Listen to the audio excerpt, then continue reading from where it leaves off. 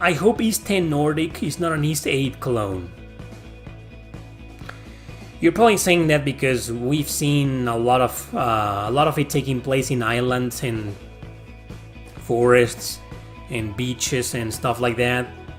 Yeah, let's hope it isn't. Yeah, I get the feeling in terms of exploration it's gonna be similar to East 8. So we'll see what happens. Oh, okay, thanks for clarifying, man. He says JRPGs have had the same story since the early 90s. Since the 80s, man. The same story recycled all over again. But there's a lot of gold to be found. Pay attention. Watch my top 10 best modern JRPG stories so far.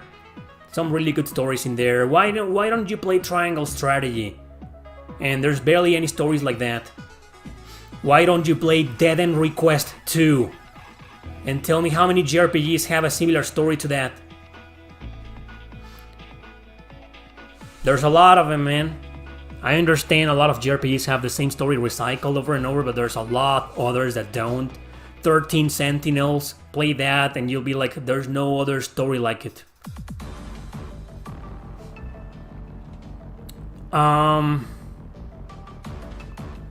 Code Vein is another pretty interesting story. Yakuza, Like a Dragon. I mean, come on, man. Do you know something about Nasir Gebeli? He was the original programmer of the first 3 Final Fantasy games on the NES. Never heard of him. Thanks for bringing him to my attention. I got to know Odin Sphere because of you. What a masterpiece. Oh yes, thanks man. That's a game that needs more attention. It did well, it was popular, people know it, but I don't know, for some reason a lot of people don't play the game. Yeah, that's a fantastic game, man. The way too long labyrinth final dungeons still in fashion in Japan. They're the one thing that drives me a bit crazy in JRPGs. Usually, you're right, usually final dungeons in JRPGs are long as fuck. And I'm having a hard time right now thinking of one that isn't just as long. Because they are. They always try to make them as epic as they can because it is the final dungeon after all, right? But I don't know, man. I think they still are. I can't think of a single JRPG right now where the final dungeon isn't long as fuck. Why can't NIS America port Muramasa on the Switch? I don't know. Because they don't have the rights to it. Axis Games has a right to Muramasa, at least on the Vita port, which is the best version of it. I'm pretty sure Axis Games has the rights, the localization rights, so it's up to Axis Games to release that game on the Switch or PS4. The new Dragon Quest, it's coming at the end of September. Are you gonna play it? You mean that little spin-off? Probably not. Nocturne Final Dungeon was crazy. Sounds like you haven't played the final dungeon in Shin Megami Tensei 4 Apocalypse. That's crazy! That, my man, that's fucking insane. I knew it was gonna be insane, so I used a guide. And even with the guide, it was fucking insane, man. Apocalypse. Well, yeah, then the Nocturne Final Dungeon was also crazy. But not as crazy as Apocalypse. Apocalypse was fucking ridiculous. What's the best fourth wall break in any JRPGs? Interesting question. I've seen Rhapsody do it, but I think Sankey Zero is one of the best in breaking the fourth wall. They talk to you and it's funny. When are you playing a terrible JRPG again? I'm thinking about next week, probably. Yeah, I was gonna do it last night, but I thought it was too soon. I don't wanna make those videos too soon. Maybe one per month. Yeah, probably next week. Do you think Lancarce is a good JRPG developer? I think they are great developers. It's just they've had a couple of bumps in the past, like Monarch, for example. But Lost Dimension, excellent. Zanki Zero, excellent too. And the Diofield Chronicle, man, you know I'm a big fan. So yeah, I think they are a great developer. Will you learn Japanese in order to be able to play games that are only available in this country? Yes, but I'm too lazy to do that. So maybe the answer is no. You know what pisses me off the most is sometimes the translations. Am I too low in the chair? What's going on here? What pisses me off the most about not knowing Japanese is that a lot of translations, a lot of people like Nice America, they take a lot of liberties translating games. I mean, now that I've been playing Monochrome Mobius, that's a sore example, man. I mean, you can clearly... I know some words in Japanese, and you can clearly hear the Japanese voice actor saying one thing, and the translation in English is something like an entire fucking sentence. Sure, the context is kind of the same, but still it pisses me off, man. Why can't they translate the things as they are? Imagine a character saying,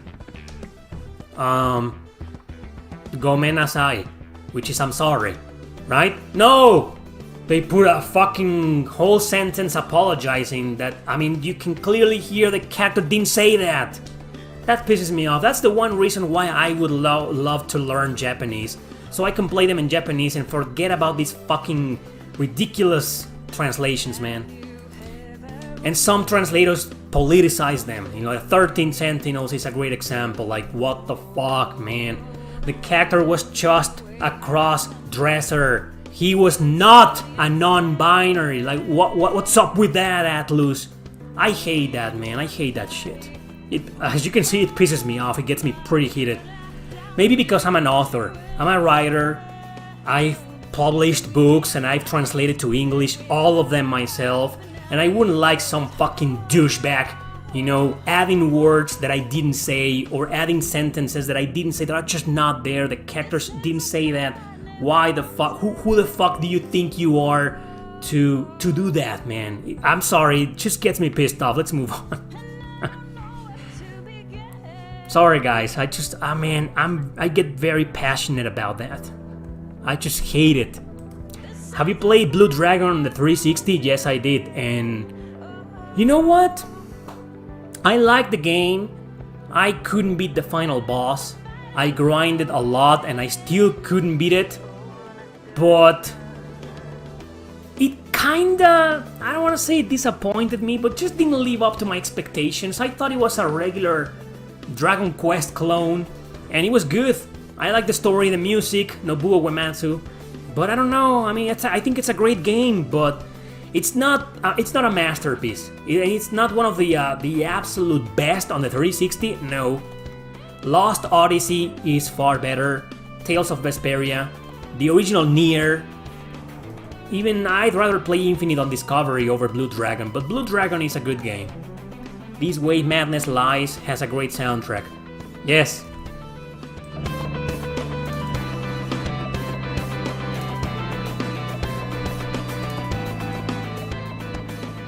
This is a soundtrack composed by the guy and his wife is a singer, Sarah something. They have a band. Yeah, but the singer in this song is Sarah something. Sarah Queen. I mean, the composer of this soundtrack is Joshua Queen. Amazing composer. He has a YouTube channel with all of his songs. I salute you, man. And his wife, Sarah Queen, is a singer. And she's also the voice actor for some of the characters in the game. Yeah, great. These guys, I mean, everything from Seboid games, no matter who's the composer, they always nail it, man. Amazing soundtrack. What are your opinions about with Acquire as a developer? I'm not sure. I mean, I like Octopath Traveler a lot, 1 and 2. But Tenchu and Way of the Samurai, I've never been able to get into those games. I think they're good games, but there's something about them that kind of bores me. Tenchu, I was like, man, I kind of like the idea of being a stealthy assassin and all that jazz, but after playing, I think I played the one on the PS2, and then I played one on the PS Vita, which was better, more entertaining, but eventually it bored me. So I don't know, I like Acquire. I know there's also Akiba's Trip, which are pretty fun games, but they get old after a while. Akiba's Trip, I only played it on the PlayStation 3. and it was fun, but I never finished it. They just get really old after a while. There's something about Acquire that I don't know, except Octopath Traveler. Did you play Ghost of Tsushima? No, I didn't. The most famous line in Japanese games is when the character said "eh," and the translation was like, "What? I beg your pardon?" Oh yeah, you see what I mean? They do that a lot in the Trails games. It's NIS America, man. They do it all the time. They change the translations. But nothing beats working designs. Those guys, I love them. I love NIS America and I love working designs. But fuck, man. Changing even the context of entire paragraphs for whatever the fuck they wanted to. Shit. Favorite Japanese artist? Oh man, you deleted the question? Have you finished Ni no Kuni? Nope. I don't like the game. I like the second one better, but I also didn't finish it. I can say that I'm not really a fan of Ni no Kuni. I like them, but nah. Can you start with Atelier Ryza 3 or you need to start with the first? You need to start with the first. That trilogy is, there are a bunch of direct sequels. You need to start with Atelier Ryza first, the first one.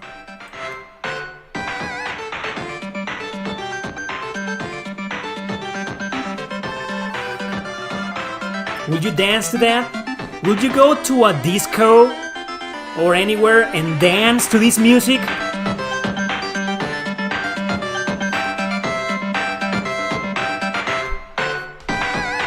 This is also from Sankey Zero. It's from... it's not from Kirby. It's from Sankey Zero. It's the arcade machine theme. Sankey Zero. Ah, man, I love that game. Are you getting Grand Blue Fantasy Relink and Persona 3 Reload, or are you choosing one over the other since they release within one day of each other? I'm not getting either of those games. I don't buy games on release dates, unless they are absolutely necessary for this channel. That's what I did with Xenoblade Chronicles 3 and Shin Megami Tensei 5. I'm excited for those games, but I don't know. What do you think about the price of Persona 3 Reload? It's fucking retarded, so yeah, I'm not gonna pay $70 for a remake that doesn't even have the answer! Okay, so favorite Japanese artist that worked on JRPGs. The boobs, man. The boob guy. What was it called? The guy who did the Girl Dancer games. Everybody danced furiously in the disco in Shin Megami Tensei 2. I don't remember that game. I never played it. I know there's a disco in Shin Megami Tensei 3. Well, it's more like a bar, and it's kind of weird. Do you think being a gamer is more accepted by society nowadays? Yes, of course. I mean, back in the day, it was kind of like a boys-only thing, and only for kids. It was like, you're 15 and you play video games? What the fuck is wrong with you? But yeah, it's definitely far more accepted nowadays than it was back in the day. What do you think about Sonic Chronicles Dark Brotherhood on the Nintendo DS? My man, that's a really bad game. That's Sega's lame attempt to create an RPG based on Sonic, and they just failed. It isn't terrible, but they will. Have you thought of doing a so far PS4 JRPG tier list? There's just too many, man. I remember when I made the PlayStation 2 JRPG tier list video, and I covered 120 something games, and it was exhausting. I don't know, PS4 already had like 150 JRPGs. No, man, I don't think so. Satoshi Urushihara, the master of breasts. That's the guy. That's one of my favorite artists. George Kamitami from Vanillaware. And I love the guy who designed the characters in Fire Emblem 6, 7, and 8. I love that style, man. I also really like... well, no, not really. It's hard, man. One of these days I'll plan a video about artists in JRPGs, one of my favorites.